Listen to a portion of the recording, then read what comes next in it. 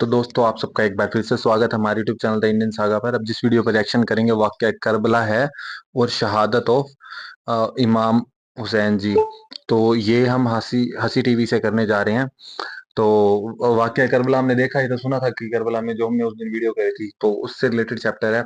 और इस पर खास तौर पर इंजीनियर मोहम्मद साहब का भी कमेंट है जो कि इन्होंने अप्रिशिएट किया हुआ है। तो अपने आप ही वीडियो की ऑथेंटिसिटी यहीं से अपने आप ही साबित हो जाती है ना। तो फिर अब शुरू करते हैं वीडियो। आगे बढ़ने से पहले लाइक सब्सक्राइब शेयर करते रहिएगा। आप कंटिन्यू मिलती रहेंगी वीडियोस। बीच में एक आधा दिन ऐसा हुआ तो हुआ, नहीं तो अब आपको कंटिन्यू आ ही जाएंगे। सारे चैप्टर क्लियर भी करने हैं ना, सारी चीजें बहुत सारा है।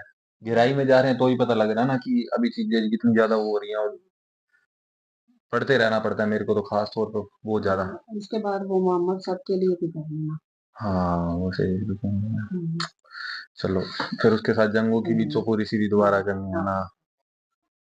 सही है, तो फिर स्टार्ट करते फिर इसके बारे में बात करेंगे। अस्सलामुअलैकुम दोस्तों, मेरा नाम है असीब शफ़क़त और आप देख रहे हैं हंसी टीवी।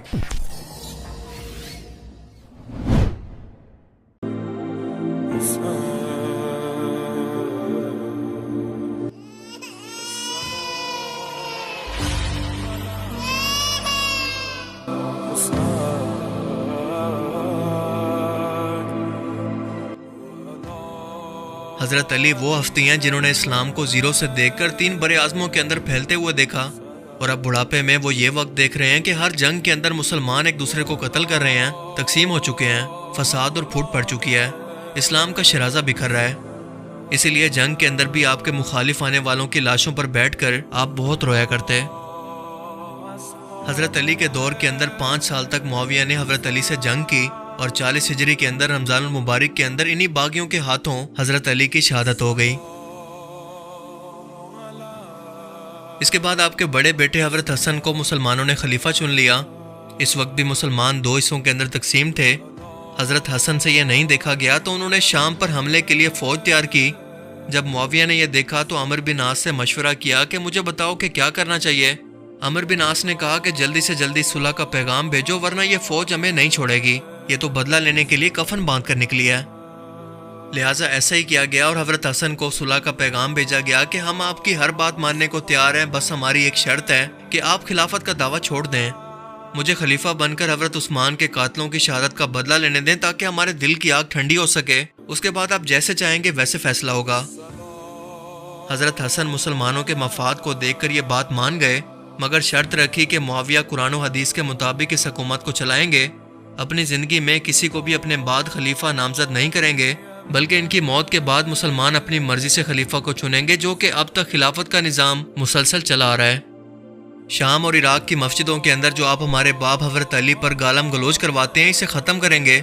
और यूं पूरी उम्मत मुस्लिमा की हुकूमत अमीर मुआविया ने संभाल ली और पूरे 20 साल तक ये इस्लाम के बादशाह बन गए, मगर फिर भी इनका दिल नहीं भरा और इन्होंने अपनी ज़िंदगी के अंदर इस मुआहदे को इस तरह से तोड़ दिया कि अपने बेटे यजीद को खलीफा नामजद करके इसके लिए तलवार के जोर पर बैत लेना भी शुरू कर दी। आप जानते हैं कि बाप के बाद बेटा को खुद ही खलीफा नामजद करना ये बादशाहत के निज़ाम के अंदर होता है, खिलाफत के निज़ाम में नहीं, क्योंकि खिलाफत के निज़ाम के अंदर तमाम बड़े बुजुर्ग और कबीले के लोग मिलकर एक फैसला करते हैं और एक खलीफा को चुनते हैं। लेकिन इसी दौरान हज़रत हसन को बनु उमैया के लोगों ने सिर्फ 6 महीने के अंदर जहर देकर शहीद कर दिया। कोई एक शर्त भी मुआविया ने पूरी नहीं की। बनु उमैया इस दौरान अपने मेंबरों पर हज़रत अली को बागी और खारजी करार देकर इन पर लानत और सबो शितम करवाया करते। हत्ता के जुम्मा के खुतबा के अंदर भी ये अल्फाज शामिल थे जिन्हें उमर बिन अब्दुल अजीज़ ने अपने दौर के अंदर ख़त्म करवाया। अजीब लोग थे कि दरूद भी पढ़ते थे कि सलाम हो मोहम्मद पर और इनकी आल पर, और साथ साथ इनकी औलाद को करबला के अंदर ज़िबा भी कर दिया। और यूं तलवार के जोर पर बैत लेकर यजीद शाम के अंदर मुसलमानों का खलीफा बन गया और इसने खुद को मुसलमान कहकर वो काम किए जो कि आज के दौर के अंदर भी कोई काफिर भी या मुसलमानों का सबसे बड़ा दुश्मन भी इनके खिलाफ नहीं कर सकता, जो सलूक बनु उमैया ने मुसलमानों के साथ किए। इन लोगों ने देखा कि जब काफिर रहकर मुसलमानों को कोई नुकसान नहीं पहुंचाया जा सकता तो इस्लाम का लिबादा ओढ़कर सियासत के अंदर मुनाफकत करके सिर्फ अपनी खानदानी दुश्मनी की बुनियाद पर नमाज का तरीका तक बदल दिया। हज के अंदर लब्बैक अल्लाहुम्मा लब्बैक तक पढ़ना बंद करवा दिया। ये लोग जुमा की नमाज दोपहर 12 बजे शुरू करके शाम को ख़त्म करते और जो भी शख्स इसकी मुखालफत करता फ़ौरन से इसकी गर्दन उड़ाने का हुक्म देते। इन लोगों को इस्लाम, अच्छाई और बनु हाशिम से चिढ़ थी। जब मुआविया ने अपनी ज़िंदगी के अंदर यजीद के लिए तलवार के ज़ोर पर बैत लेना शुरू की तो बड़े बड़े सहाबा ने इजाज़े मुक़द्दस से इनकार कर दिया और सिर्फ हज़रत हसन के मुआहदे की वजह से इंतज़ार करते रहे, खामोश रहे। मगर जब मुआविया का इंतकाल हुआ और यजीद खलीफा बना तो लोगों ने कहा कि बस बहुत हो गया। शाम और इराक के लोग भी अब इससे छुटकारा चाहते थे, इसीलिए इमाम हुसैन अलैहिस्सलाम को अगला खलीफा चुनकर इनकी बैत करना चाहते थे। और इसीलिए कूफा के लोगों ने कई हज़ार खतूत इमाम हुसैन अलैहिस्सलाम को लिखे कि आप यहाँ पर कूफा आ जाएं, हम सब आपकी बैत करके आपकी सरबराही में यजीद के खिलाफ लड़ेंगे। इमाम हुसैन अलैहिस्सलाम ने इस बात को कंफर्म करने के लिए मुस्लिम बिन अकील को कूफा भेजा ताकि वो हालात का जायजा लेकर आपको खबर करें कि क्या वाकई ऐसा मामला है। मुस्लिम बिन अकील ने हालात का जायजा लेकर ये खत लिखा कि आप यहाँ पर आ जाएं, कूफा के लोग वाकई आपकी बैत करना चाहते हैं। जिसके बाद इमाम हुसैन अलैहिस्सलाम अपने ख़ानदान बनु हाशिम और जानिसारों के साथ कूफा की जानिब रवाना हुए। यजीद को खबर मिली तो इसने उबैदुल्लाह इब्न ज़ियाद को कूफा का गवर्नर बनाकर भेज दिया कि इन्हें वहीं पर रोककर इबरतनाक सजा दे। अब जाहिर है कि अगर इमाम हुसैन अलैहिस्सलाम ये बैत लेकर खलीफा बन जाते तो बनु उमैया के इस पलीद यजीद की हुकूमत ही बाकी न रहती और साथ साथ इस खानदान यानी बनु उमैया की हुकूमत भी ख़त्म हो जाती। इसीलिए इसने लश्कर भेजकर इमाम हुसैन अलैहिस्सलाम को करबला के मकाम पर ही रोक लिया ताकि वो कूफा में दाखिल ही ना हो सकें। और इब्ने साद को, जो कि साद इब्ने अबी वकास का बेटा था, इसने यजीद के लिए इमाम हुसैन अलैहिस्सलाम से बैत लेना चाहिए क्योंकि इसको रे के इलाके की हुक्मरानी का लालच देकर यजीद ने भेजा था। इसके अलावा करबला के अंदर उबैदुल्लाह इब्न ज़ियाद की फौज भी शामिल थी। अगर इमाम हुसैन अलैहिस्सलाम इस वक्त इस हुकूमत को मान लेते तो इसका मतलब ये था कि उस दौर की बदतरीन ताकत को तलवार के जोर पर मान लेना, जिसके बाद क़यामत तक आने वाला हर इंसान यही करता और इस्लाम का शराजा बिखर कर रह जाता। उम्मत मुस्लिमा कभी भी एक खलीफा पर इकट्ठी ना होती और जिसका भी दिल करता वो तलवार उठाकर जंग करके अपनी हुकूमत को कायम कर लेता। लेकिन वो क्योंकि हुसैन थे इसीलिए उन्होंने बातिल के सामने सर झुकाने से इनकार कर दिया। और फिर इसके बाद हुआ वाक़या करबला, जिसका मंजर हम सभी के कानों में और आंखों के सामने बचपन से सुन सुनकर हमारे तसव्वुरात के अंदर शामिल हो चुका है कि क्या कुछ जुल्म और बर्बरियत आले मोहम्मद के साथ करके इन्हें ज़िबा कर दिया गया। मगर कूफा के वो लोग जो कि इमाम हुसैन अलैहिस्सलाम को ख़त लिखकर बुलाने वाले और साथ देने का दावा करने वाले थे, एकदम से तलवार और मौत के खौफ से खामोश हो गए। इमाम हुसैन अलैहिस्सलाम का साथ देने के लिए करबला तक नहीं आए, इनको अकेला छोड़ दिया। ये सब लोग मुश्किल पड़ने पर न्यूट्रल हो गए। यजीद सिर्फ इन 70 लोगों के घराने को पकड़कर कैद भी कर सकता था, मगर इसने अपनी असलियत पूरी उम्मत मुस्लिमा को दिखाई कि असल में ये दीन और अहले बैत के दुश्मन हैं। ये सब दीन के लिबास में मुनाफिक हैं जो हुकूमत के बिल्कुल हकदार नहीं। इसीलिए इसने इमाम हुसैन अलैहिस्सलाम और इनकी आल औलाद को प्यास से तड़पाया, एक एक को शहीद करके इनकी लाशों की बेरुमती की, इनके सर काट कर नेज़े पर लटकाए। इमाम हुसैन अलैहिस्सलाम का सर काट कर कूफा की गलियों के अंदर घुमाया गया और इसके बाद यजीद को भेजा गया।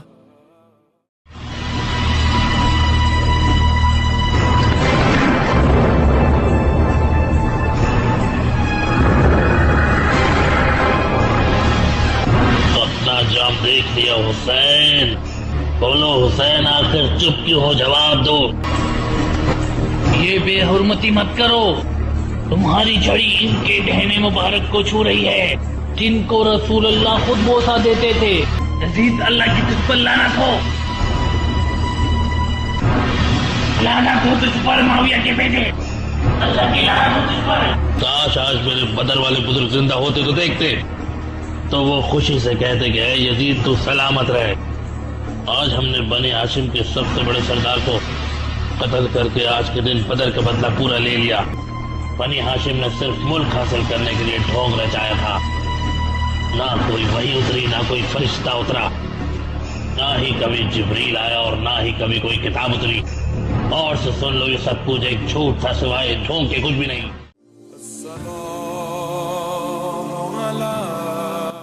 ये सब वाक़या सुनकर मदीना वालों का तो दिल जैसे फट गया। सबने मदीना के अंदर ज़बरदस्ती तलवार के जोर पर ली गई इस बैत को तोड़ दिया। और यजीद ने जब ये देखा तो अपनी 12,000 की फ़ौज को मदीना भेजा और वाक़या हिरा हुआ। जब इस 12,000 की फ़ौज को ये हुक्म दिया गया कि 3 दिन के लिए हर मुसलमान की मदीना के अंदर जायदाद, इसकी इज़्ज़त और इसके माल को लूटना तुम्हारे लिए बिल्कुल जायज़ है, तुम जो चाहो वो करो। जिसके बाद 1000 सहाबा की बीवियाँ बिना शादी के हामला हो गई। मस्जिद नबवी के अंदर घोड़े बांधे गए। और इसके बाद मक्का के अंदर अब्दुल्ला इब्न जुबैर की हुकूमत को ख़त्म करने के लिए यजीद ने अपनी फ़ौज के ज़रिए काबा पर पत्थर और आग के शोले फेंकवाए, जिससे गिलाफ काबा भी जल गया और इसकी इमारत को भी खूब नुकसान पहुंचा। इस सब जुल्म की इंतहा की आप किसी गैर मुस्लिम से भी उम्मीद नहीं कर सकते। इसके बाद अल्लाह ने इस जालिम को ऐसा पकड़ा कि पेट की बीमारी के साथ ये मर गया। और यजीद की मौत के बाद इनके बेटे जब हजरत मुआविया ने हुकूमत लेने से इनकार किया तो अब्दुल्ला बिन जुबैर खलीफा बन गए और अब पूरी उम्मत मुस्लिमा के अंदर सिर्फ एक खलीफा बन गया। यानी असल में खिलाफत के निज़ाम को पटड़ी से उतारने वाले अमीर मुआविया थे। और अगर आप ये बात नहीं मानते तो हदीस शरीफ का इनकार करते हैं, जिसके मुताबिक आप सल्लल्लाहु अलैहि वसल्लम ने फरमाया था कि मेरी खिलाफत सिर्फ 30 साल बाकी रहेगी और इसके बाद काट खाने वाली मलूकियत यानी बादशाहत आएगी, जो कि बनु उमैया और इसके बाद बनु अब्बास की थी। बनु उमैया ने अपने काले करतूतों पर पर्दा डालने के लिए खुद से तारीख पर पर्दा डाला, अपनी खुद की मनपसंद तारीख लिखवाई, लेकिन हमने तारीख को हदीस मुबारका या कुरान से ही लेना है, ना कि किसी फिरके से। नबी करीम सल्लल्लाहु अलैहि वसल्लम ने जब औद के शोदा की कब्रों पर जाकर एक बार फिर से नमाज जनाजा अदा की तो लोगों से अपने खुतबे के अंदर फरमाया कि ए लोगों, मुझे तुमसे शिर्क का खौफ नहीं, बल्कि इस बात का डर है कि तुम पर भी दुनिया मुसल्लत हो जाएगी और इस दौलत को हासिल करने के लिए तुम एक दूसरे से जंग करोगे। आपने जंगे औद के शोदा की कब्रों पर यह खुतबा इसलिए दिया ताकि लोगों को ये सबक मिले कि इन्हीं में से लोग थे जिन्होंने माले गनीमत के लालच के अंदर गफलत में आकर अपनी फतह को शिकस्त के अंदर बदल लिया, लेकिन तुम लोग दुनियादारी के लालच के अंदर ऐसा मत करना। इसके बाद आप सल्लल्लाहु अलैहि वसल्लम ने फरमाया कि मुझे ख्वाब के अंदर मरवान के कुछ लड़के अपने मेंबर पर उछलते कूदते हुए दिखाए गए हैं। इस खुतबा के बाद सहाबा कराम ये बयान करते हैं कि रसूलुल्लाह सल्लल्लाहु अलैहि वसल्लम को किसी ने भी अपनी वफात तक मुस्कुराते हुए नहीं देखा।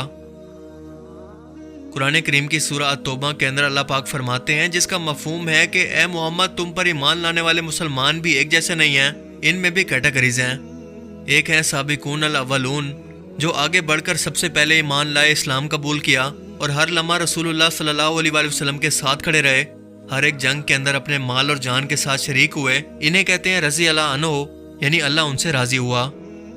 इसके अलावा दूसरी कैटेगरी के लोग हैं आला दर्जे के मुनाफिक। एक सहाबी और मुनाफिक, ऐसा भला कैसे हो सकता है? पर ऐसा ही है, क्योंकि आप सल्लल्लाहु अलैहि वसल्लम ने हदीस मुबारका के अंदर फरमाया था कि मेरे सहाबा कराम के अंदर भी मुनाफिक हैं, मगर मैं इनके नाम बताकर नहीं जा रहा ताकि ये राज खुल ना जाए। मगर हुज़ैफा बिन यमान को आप सल्लल्लाहु अलैहि वसल्लम ने ये नाम बता दिए ताकि खिलाफत के अंदर इनके नामों को शामिल ना किया जाए। और तीसरी कैटेगरी के सहाबी वो थे जो कि कभी अच्छे काम करते थे और कभी बुरे। यानी रज़ी अल्लाह का टाइटल सब सहाबियों के लिए नहीं है, बल्कि उनके लिए है जो कि सुलह हदीबिया से पहले तक मुसलमान होकर रसूलुल्लाह सल्लल्लाहु अलैहि वसल्लम के साथ शामिल रहे, इस्लाम के लिए सबसे पहले अपनी जानें, माल और औलाद सब कुछ कुर्बान कर दिया। अगर सुलह हदीबिया के बाद कोई सहाबी ईमान लाए और अच्छे अमाल किए तो वो भी नेक सहाबा के अंदर शामिल होगा। जैसा कि अबू जहल रसूलुल्लाह सल्लल्लाहु अलैहि वसल्लम के खिलाफ सारी ज़िंदगी लड़ता रहा और इनके बेटे इक्रिमा भी फतेह मक्का से पहले रसूलुल्लाह सल्लल्लाहु अलैहि वसल्लम और मुसलमानों के खिलाफ तलवार उठाकर लड़ते रहे, फतेह मक्का पर भी बगावत की, लेकिन इसके बाद इस्लाम लाकर हज़रत खालिद बिन वलीद के साथ जंगों में शिरकत की और इस्लाम की खातिर जंग तबूक के अंदर अपनी जान पेश कर दी। हालांकि वो अबू जहल के बेटे थे, जो कि जंग बदर के अंदर जहन्नुम वासिल हुआ था। सही मुस्लिम की हदीस मुबारका है कि इस्लाम लाने के बाद एक बार अबू सुफियान अपने काफिले के अंदर सवार होकर कहीं जा रहे थे कि इसी दौरान इनकी नज़र 3 असहाबे रसूल पर पड़ी, जो कि हज़रत बिलाल जो कि हबशा यानी अफ्रीका से थे, सलमान फारसी जो कि ईरान यानी एशिया से थे और सुहेब रोमी बिल्कुल एक जगह पर मौजूद थे।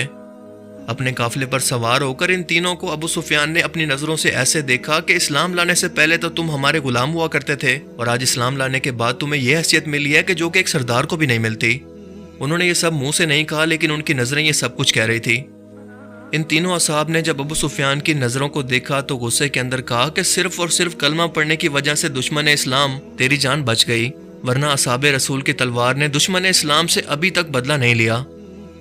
इत्तफाक से वहीं से हज़रत अबू बकर सदीक भी गुजर रहे थे। उन्होंने ये सारा मामला देखा तो इन तीनों असहाब को कहा कि तुम कुरैश के सरदार के बारे में ऐसी बातें करते हो, यानी उनको डांटा।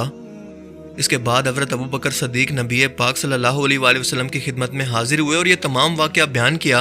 आप सल्लल्लाहु अलैहि वसल्लम ने फरमाया कि ए अबू बकर, तुमने इन तीनों का दिल दुखा दिया। और इसके बाद फरमाया कि अगर तुमने वाकई ऐसा किया है तो समझ लो कि तुमने अल्लाह का दिल दुखाया है। इसके बाद हज़रत अबू बकर सदीक दौड़ते हुए इन असहाब के पास गए और इनसे जाकर माफ़ी मांगी कि क्या मैंने तुम्हारा दिल तो नहीं दुखाया? इना साहब ने कहा कि नहीं, ऐसी कोई बात नहीं, अल्लाह आप पर रहम करे। ये सिर्फ एक हदीस मुबारक आपको बहुत कुछ समझा देगी। इब्ने अब्बास फरमाते हैं कि मैंने 10 मुहर्रम 61 हिजरी को जुमा के रोज़ रसूलुल्लाह सल्लल्लाहु अलैहि वसल्लम को ख्वाब में देखा। आपके बाल बिखरे हुए थे, आप परेशानी की हालत में थे। मैं देखकर तड़प गया और पूछा कि ए अल्लाह के रसूल, आपका ये हाल कैसे है? आप सल्लल्लाहु अलैहि वसल्लम के हाथ के अंदर एक शीशी थी। इब्ने अब्बास ने पूछा कि ये क्या है? आप सल्लल्लाहु अलैहि वसल्लम ने फरमाया कि क्या तुम्हें मालूम नहीं, मैं सुबह से हुसैन और इसके साथियों का खून करबला से जमा कर रहा हूँ। इब्ने अब्बास कहते हैं कि मैं घबरा कर उठा और दिन और तारीख नोट कर ली, और इसी डेट के साथ ये खबर सुनने को मिली कि इमाम हुसैन अलैहिस्सलाम और इनके साथियों को करबला में शहीद कर दिया गया। अगर इस वक्त इमाम हुसैन अलैहिस्सलाम बैत कर लेते तो यजीद पूरी दुनिया को ये कह सकता था कि तुम लोग क्या चीज़ हो, देखो नवासे रसूल ने मेरी बैत की है। इसे खुला लाइसेंस मिल जाता खिलाफत को बादशाहत के अंदर बदलने का। लेकिन इमाम हुसैन ने यह मिसाल रहती दुनिया तक कायम की कि गर्दन तो कट सकती है पर जालिम की हुकूमत को चलने नहीं दे सकती, चाहे हम तादाद में कम ही क्यों ना हो। लेकिन असल इस्लामी तारीख यही है जो कि सही हदीस और कुरान से साबित है, जो कि अल्लाह के रसूल सल्लल्लाहु अलैहि वसल्लम हमारे दरमियान हमारी हिदायत के लिए छोड़ कर गए थे। इनसे भी अगर किसी को हिदायत ना मिले और हकीकत का पता ना चले तो तब तो आसमान से फरिश्ते आकर भी उसको कायल नहीं कर सकते, क्योंकि अल्लाह ने उनकी आंखों पर पट्टी बांध दी है और दिलों पर मोहर लगा दी है। हम किसी के जन्नती और जहन्नमी होने का फैसला करने वाले नहीं हैं, क्योंकि ये सब मामला उनका अल्लाह के सपुर्द है। लेकिन एक मुसलमान होने के नाते हम सही हदीस मुबारक को और सच को दुनिया से छुपा कर खयानत नहीं कर सकते, और सच यही है जो कि आपने अब तक पूरी तारीख को सुनकर जाना। रसूलुल्लाह सल्लल्लाहु अलैहि वसल्लम की नबूवत 30 साल की थी, जिसके अंदर 21 साल अबू सुफियान रसूलुल्लाह के खिलाफ लड़ते रहे। जंगे बदर में तो कई काफिला लेकर शाम गए हुए थे, लेकिन इसके बाद जितनी भी जंगें हुई उनमें काफिरों की तरफ से मुसलमानों को खत्म करने के लिए सरदार के तौर पर और सिपा सलार के तौर पर शामिल थे। इसके बाद इनके बेटे मुआविया सारी जिंदगी हज़रत अली से लड़ते रहे, एक दिन भी खिलाफत के निज़ाम को सुकून से चलने नहीं दिया। ये थी वो दूसरी कहानी जो कि किसी मौलवी की ज़बान से या किसी भी मेंबर से आप कभी नहीं सुनेंगे। ये मौलवी आपको हमेशा घुमा फिरा कर अपने फिरके का और आधा सच बताएंगे। अल्लाह के रसूल सल्लल्लाहु अलैहि वसल्लम जब नसीहत करके गए थे कि मेरी सुन्नत और कुरान को मजबूती से पकड़ कर रखना और फिरकों के अंदर मत पड़ जाना, मेरे अहले बैत के मामले में अल्लाह का खौफ रखना, लेकिन उम्मत ने इसका बिल्कुल उलट करके दिखाया। सुन्नी ने कुरान को पकड़ा, इसकी तावील करके मजीद फिरके बनाए। शिया ने अहले बैत की मोहब्बत ली और कुरान को बाद में रखा। आज के दौर में मातम के नाम पर जो दीन पेश किया जा रहा है, क्या ये रसूलुल्लाह सल्लल्लाहु अलैहि वसल्लम का दीन था, या ये कोई ऐसी तालीमात हैं जो कि हम गैर मुस्लिम को पेश करके इस्लाम से मुतासिर कर सकते हैं? ये सरासर बिदअत और गुमराहियाँ हैं। ये अहले तशय्युद दरअसल आज वो शिया हैं ही नहीं जो कि खुद को शियाने अली कहते थे, क्योंकि ये खुद बनु उमैया की तालीमात को फॉलो कर रहे हैं सहाबा कराम को गालियाँ देकर। याद करें कि ये किसका तरीका था। ये शियाने अली का तरीका नहीं था, बल्कि यजीदियों का था, दीन में इस तरह की बिदात को शामिल करना और सहाबा कराम का बुग़्ज़ रखना। इमाम ज़ैनुल आबिदीन, जिनकी ज़िंदगी के अंदर वाक़या करबला हुआ था और वाक़या करबला के बाद वो तकरीबन 40 साल तक जिंदा रहे, यानी 40 मरतबा इनकी ज़िंदगी के अंदर 10 मुहर्रम का दिन आया। लेकिन इमाम ज़ैनुल आबिदीन जो कि इमाम हुसैन अलैहिस्सलाम के बेटे थे, क्या आपने अपनी ज़िंदगी के अंदर एक बार भी 10 मुहर्रम का घोड़ा निकाला? क्या आपने अपनी ज़िंदगी के अंदर एक बार भी 10 मुहर्रम को मातम किया? क्या आपने अपनी ज़िंदगी के अंदर एक बार भी 10 मुहर्रम को अपने आप को छुरियाँ मारी? अगर इमाम ज़ैनुल आबिदीन ने अपने साथ कभी ऐसा नहीं किया तो मेरा सवाल यह है कि आजकल जो लोग मुहर्रम के दिनों के अंदर ऐसा करते हैं वो किसके तरीके पर चलकर ऐसा कर रहे हैं? क्या इन लोगों को इमाम ज़ैनुल आबिदीन से भी ज़्यादा गम है? एक बार सोचिएगा ज़रूर। अल्लाह ताला से दुआ है कि वो हमें भी इमाम हुसैन अलैहिस्सलाम के नक्शे कदम पर चलने की ताकत अता करे और जालिम के सामने कलमे हक कहने की भी हिम्मत दे, चाहे वो तादाद के अंदर जितने ही ज़्यादा क्यों ना हो। अल्लाह ताला हमें समझने की और हक बात को करने की तौफीक अता फरमाए। आमीन। सुनना पापा पीछे हो जाते हैं, थोड़े और जोर। पॉलिटिकल वीडियो थी, यहीं से सुनना। इनकी स्टोरी आपको इसी में से पता चलेगी मेन क्या थी, बहुत अच्छे से पता चलेगी, एक बार में पता चलेगी। तो दोस्तों ये थी वीडियो। मतलब मैं ये कह सकता हूँ कि वाक़या करबला मतलब ये करना जरूरी भी था, और अगर बाद में करते तो भी नहीं, लेकिन थोड़ा सा पॉलिटिकल इशू था जहां तक मेरे को समझ आई है, और कुछ मैंने थोड़ा सा अपने से भी सर्च किया था, तो मैं वो थोड़ा सा खुद से भी एक्सप्लेन करूंगा और आप लोग बता देना कि वो ठीक था कि नहीं था। तो ये देखो, ये बात यहाँ से शुरू होती है, जैसे कि मोहम्मद साहब के बाद मोहम्मद साहब की जब हो गया था वो, ठीक है, उसके बाद खलीफा बन, उसके बाद क्या हुआ था कि मैनेजमेंट, जैसे कल हमने बात करी थी, अब मोहम्मद साहब का वो भी होना था, मतलब जैसे कि संस्कार अंतिम संस्कार जो भी मिलना था। तो उसके बाद एक तरफ थी मैनेजमेंट और एक तरफ से फैमिली। ठीक है, यहाँ पे अब फैमिली में कौन कौन बच्चे थे, जैसे कि इनके ये अली थे, हजरत अली थे ये, दो हाँ, और इनकी वाइफ मतलब फातिमा जी, जो वो मोहम्मद साहब की बेटी थी जो, ठीक है ना, वो थी। और इन अली थे ना, जो हजरत अली थे, और फातिमा, इनके बेटे थे इमाम हुसैन, यही जिनकी बारे में हम बात कर रहे हैं ना, जो वाकया करबला जिनके ऊपर है, इमाम हुसैन। और इनसे बड़े वाले बेटे थे हसन, हजरत हसन, ठीक है। तो क्या हुआ कि सबसे पहले क्या हुआ था कि अब मोहम्मद साहब के सबसे जो शुरू में, तो शुरुआती दिनों में दोस्त बने थे ना, जो वो अबू बकर थे, जिनका नाम बार बार आता है, उन्होंने बड़ा साथ दिया था इनको। पहली दफा सिर्फ 3 बंदे थे, मतलब हाँ, मोहम्मद साहब जी और इनके बच्चे थे ही थे साथ, वो तो छोड़ो, जब ये मदीना की तरफ रवाना हुए थे तब अबू बकर उनके बच्चे जो थे, ठीक है, उनमें उनकी बेटी आयशा भी थी। तो ये मोहम्मद साहब की बड़ी हेल्प किया करते थे, ठीक है। तो अब इनके सबसे पहले दोस्त तो यही थे सबसे। तो जब मैनेजमेंट तैयार हो रही थी, तो सबने सहाबा जो जो उस वक्त के, जो शुरू शुरू के मुसलमान बने थे और उनके आस पास रहते वो सहाबा थे, तो उनमें से सबने डिसाइड किया कि किसको बनाया जाए। तो सबने, कॉमन सी बात है, जो दोस्त हैं और सबसे ज्यादा वो नॉलेज भी रखते हैं, और मतलब बिल्कुल साथ साथ उन्होंने तैयार किया सब कुछ। तो अबू बकर जी को पहला खलीफा चुन लिया। खलीफा मीन सरदार, अब जो मुसलमानों की रहनुमाई करेगा, मतलब उनको आगे की दिशा दिखाएगा। तो लोगों का मत ये था कि फैमिली में से भी होना चाहिए, है ना। तो देखिए फिर भोगने लग गए, हजरत अली जी बन जाने चाहिए, उनके उनके अकॉर्डिंग ये भी था। पर ये इस वक्त मोहम्मद साहब के कीरा करम में वो थे, तो मैनेजमेंट को संभालना ही बहुत जरूरी था, ताजा ताजा, नहीं तो 100 दिक्कतें होती हैं। अगर मैनेजमेंट ही नहीं है तो कोई भी आक्रमण कर सकता है, कुछ भी हो सकता है, फूट डल सकती है, 100 चीजें। तो तब इनमें वो फूट जो पड़वाने की कोशिश की थी, बाद में अबू बकर जी ने इनको सीधा सीधा वो कर लिया था, ओके हो गई थी बात सारी। अब बात यहाँ से चेंज होती है आगे जाकर, फिर उसके बाद बने थे जैसे 4 खलीफा थे, फिर दूसरे, फिर तीसरे, फिर हजरत अली जी भी बने, ठीक है। फिर उसके बाद क्या हुआ कि ये इनके जैसे ये क्या था, इनका कुरैश नाम था ना कबीले का। कुरैश के अंदर जो बनु उमैया और बनु हाशिम, ये कबीले थे दो, ये थे ना। ये याद है। तो क्या हुआ था, तो जब हजरत हसन को मतलब ये बनाया गया ना, हाँ, इनके भाई को खलीफा बनाया गया था। उसके बाद खलीफा ये बने थे, अली जी के जो बड़े भाई थे ना, ये खलीफा बने थे, ठीक है। तब इन्होंने क्या किया कि युद्ध करने के लिए जब ये गए ना उनके पास, जो इनके बीच में हो रहा होगा, जैसे ये जिनका नाम था मुआविया, ये, ठीक है, इनके साथ युद्ध चल रहा था काफी टाइम की, वो चल रही थी, पंगेबाजी चल रही थी। तो इनको रोकने के लिए ये गए यहाँ पे, मुआविया को इनको रोकने के लिए गए होंगे। तो उनको रोकते टाइम क्या हुआ कि अब इतनी बड़ी सेना लेकर गए भी और उनको मारने के लिए गए थे, उन्होंने क्या किया, उन्होंने कहा कि भाई हमें तो नक्शे कदम पे चलना है, शांति के उस पे चलना है। आप यूं करो, ये खलीफा ना आप बन जाओ, मैं हट जाता हूँ, खलीफा आप बन जाओ, मुआविया होगा, और भाई ये युद्ध वगैरह समाप्त कर दो, कोई दिक्कत की बात नहीं, अभी प्यार से जो हो जाए। तो इसी तरीके का थोड़ा बहुत जो मैं समझ पा रहा हूँ, तो फिर वो बन गए। तो उन्होंने यहाँ से 6 महीने वो शायद खलीफा रहे थे, वो बोल रहे थे 6 महीने। उसके बाद उन्होंने इसको खत्म करके ना अपने आप को बादशाह सा बना दिया, मतलब पहली बार बादशाह यहाँ पे घोषित हुए थे। तब तक खलीफा के अंदर चला, सब कुछ चल रहा था, ठीक है।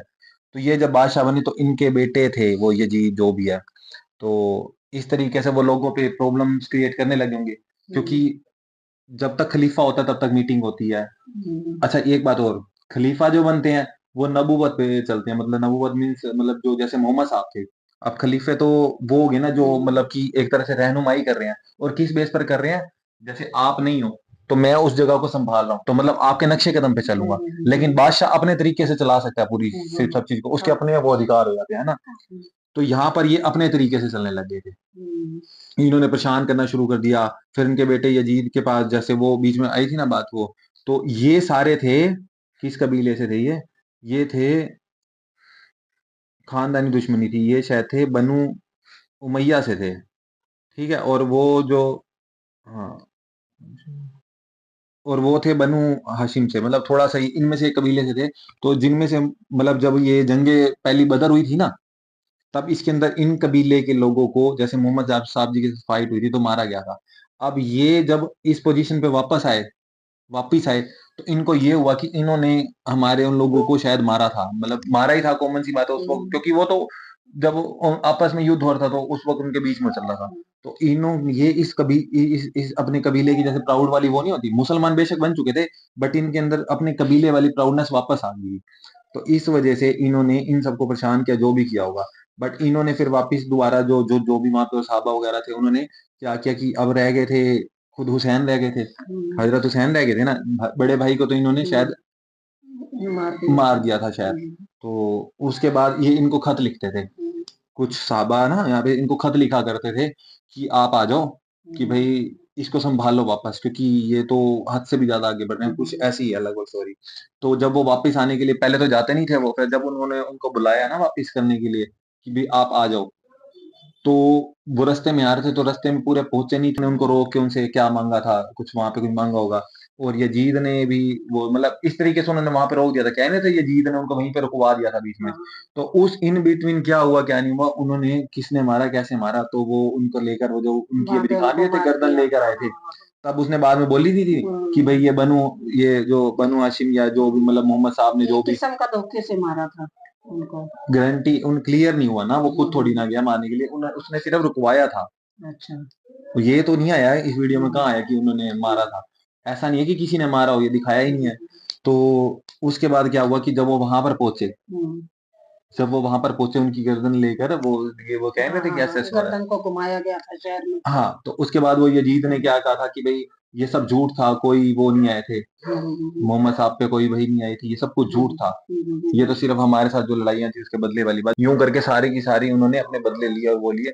उसके बाद इसने, यजीद ने अभी देखा नहीं था, इन्होंने फिर क्या किया, इनके पीछे फौजें भेजी मारने के लिए, जो कि काबे तक के अंदर चली गई थी और काबे तक को जला दिया था जला उन्होंने। दिया था, वो बिल्डिंग को भी बहुत नुकसान हुआ। और ये बात मोहम्मद साहब, आपने पीछे शायद एपिसोड याद होंगे मोहम्मद साहब की सीरीज में भी देखे होंगे, उसमें आया था किसी और वीडियो में शायद, मोहम्मद अली मिर्जा से सुना था, इमाम हुसैन जी को मोहम्मद साहब प्यार से, इसी में आया था मोहम्मद साहब की सीरीज में ही, इनको अपने हाथ से प्यार कर रहे थे और इनको रो रहे थे, इनको देख के आंसू से आ रहे थे। तो उन्होंने यही बात बोली थी, वो मैंने खुद भी सर्च किया था ये इनके बारे में, इमाम जी के बारे में, हुसैन जी के बारे में। तो तो वहां पे भी यही आया था कि वो उनको प्यार कर रहे थे और कह रहे थे कि भाई भाई तुम्हारी कुर्बानी होगी या कुछ ऐसा, इन बीच में कुछ भी ऐसा होगा।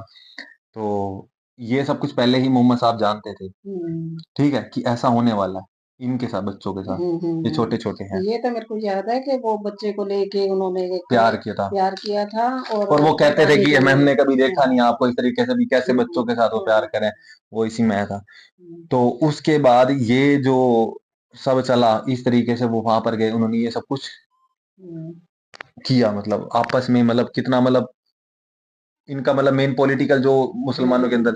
अब यहाँ पर ये जो बात कर रहे हैं ना कि किसी ने किस चीज को माना, अब ये यहाँ पर जो फाइनल बात है ना, अभी ये जो बटे हैं या कुछ ऐसी बात ही है जो शिया सुन्नी वाली बात बोल रहे थे, तो इनमें से कुछ इनको मानने वाले हैं और एक इनको मानने वाले, जो कहते हैं जिन्होंने मतलब किसी और चीज को कबीले को ऊपर रखा या भाई किस चीज को ऊपर रखा, ये थोड़ा सा क्लियर नहीं हुआ। और किसी ने मतलब सिर्फ कुरान और मोहम्मद साहब जी को ऊपर रखा, समझ रहे हो। और कुछ लोग मतलब यहाँ पर एक और डाउट भी उनका होता है कि जिन साहबाओं ने बुलाया था इमाम हुसैन को, तो वो पीछे क्यों हट गए थे, वो कह रहे थे कि शांति से चुप होके बैठ गए थे, उस वक्त नहीं बोले थे। तो कुछ का डाउट इस चीज में भी है कि उन्हें ऐसे क्यों बुलाया गया, भाई अगर वो ठीक ही बैठे थे, ऐसा कुछ है, फिर चुप क्यों हो गए थे, वो सामने क्यों नहीं आए, क्या हुआ क्या नहीं हुआ। तो कुछ का उनके ऊपर भी शक जाता है, सारा पॉलिटिकल व्यू बन जाता है ना। तो फिर वहां पर सारी की सारी बात वो ऐसे कैसे घेरा ले जाती है, ठीक है। तो ये मोहम्मद साहब जी ने शुरू में बोला था कि 30 साल खिलाफत रहेगी, बोले थे ना ये। और उसके बाद आएगी मार काटने वाली नस्ल, मतलब जो मार काट करेगी हर तरफ से, मतलब जो युद्धबाजी होगी, सब कुछ होगा, इस तरीके का होगा। अब ये चल रहे हैं दौर, फिर ये खत्म होगा, फिर इसके बाद और कोई आएंगे, ऐसा कुछ। तो ये मैंने पढ़ा था, बट बेसिकली यही समझ लो कि यहाँ पर जो ये सारी थोड़ी तो समझ आई होगी। तो ये यही बात बोल रहे हैं। हाँ, एक बात इन्होंने लास्ट में बोली ना कि इमाम हुसैन जी के साथ जब ऐसा हुआ, ये शहादत हुई उनको, ऐसा हुई, तो क्या इससे पहले कोई भाई किसी और के साथ हुई थी, शहादतें हुई थी और भी हुई थी, युद्ध भी हुए थे। तो उन्होंने कहा कि इस 40 साल के जो खिलाफत में, मतलब उसके बाद जो वो बंदे थे नहीं, एक साहबा पता नहीं क्या थे, वो जो भी इनके बारे में कह रहे थे, वो 40 साल तक ये थे, उसमें उन्होंने मुहर्रम भी रखे थे। ये 10 मुहर्रम वाली बात है ना, तो ये भी कुछ और टॉपिक है। मतलब मुहर्रम एक तरह से नहीं आता, एक मुहर्रम तो ये वाला जो इसमें आता है, जो 30 दिन तक का कुछ ऐसे ये होता है, यही होता है। एक और भी होता है, शायद वो मोहम्मद साहब की डेट की तारीख है बर्थडे की या कुछ ऐसा, ऐसा कुछ है। तो उस वक्त में भी 1 दिन का रोजा रखा जाता था या 2 दिन का रखा जाता था, इस तरीके से था। तो हाँ, तो क्या था ये, हाँ, तो मुहर्रम मुहर्रम वाली डेट वहां से निकलती है, तो इसके ऊपर चैप्टर करेंगे कि मुहर्रम पहली बार का कैसे स्टार्ट था, दूसरी बार का कैसे स्टार्ट था। ठीक है। तो बाकी तो बाकी ना चैप्टर थोड़ा सा और पॉलिटिकल जाता है, तो इतनी सारी बातें मेरे लिए भी याद, क्योंकि मैं खुद डिटेल में मैंने जो दिन जब हमने लास्ट वीडियो करी थी इमाम हुसैन वाली, तो इमाम हुसैन जी की, तो उस वक्त भी मेरे को ये हुआ था कि मैं इस टॉपिक को सर्च तो करूं भी, क्यों इतना भाई वो वाले उस वीडियो में लोग इतने ऑफेंड हो गए थे कि वो ऐसे ऐसे करें। हाँ, तो वो यही कह रहे थे कि भाई अगर इन भाई ये ऐसे कर रहे हैं ना अपने साथ, मतलब ये कर रहे हैं, तो शहादतें पहले भी हुई हैं, तो मुहर्रम के दिन पहले भी ऐसे हुआ, वो 40 साल के अंदर उन्होंने तो ऐसी कोई नहीं करी थी, वो बोल रहे थे ना। तो भाई उन्होंने ऐसी नहीं करी, तो फिर ये लोग क्यों कर रहे हैं, जो भी करने वाले हैं।